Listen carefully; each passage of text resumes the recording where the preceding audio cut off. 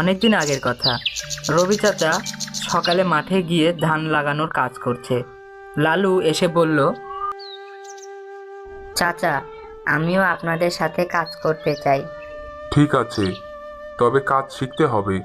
প্রথমে জমি চাষ করতে হবে। তারপর রবি চাচা ও লালু বাসায় চলে যায় জমি চাষের সরঞ্জাম আনতে।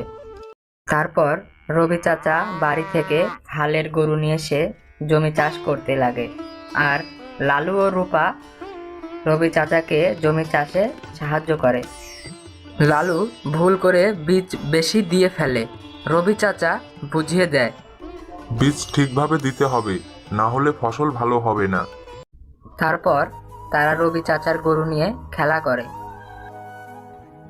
একদিন রূপা জমি দেখে তার চাচাকে জানায়,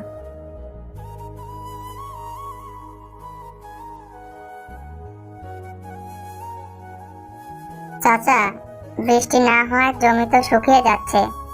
সবাই চিন্তিত হয়ে পড়ল। হঠাৎ রবি চাচা বলে ওঠে, আমাদের জমির পাশেই তো একটা পুকুর আছে, চলো ওইখান থেকে পানি নিয়ে এসে জমিতে সেচ দিই। তারপর সবাই সেই জায়গায় চলে যায়। তারপর সবাই মিলে পুকুরের পানি ব্যবহার করে জমি সেচ দিল। ফসল বড় হয়ে যায়। লালু আর রবি চাচা মিলে ধান কাটা শুরু করে দেয়, আর রূপা গাছের তলায় বসে থাকে। রবি চাচাকে বলে ওঠে, চাচা, এবার তো আমাদের ফসল অনেক ভালো হয়েছে।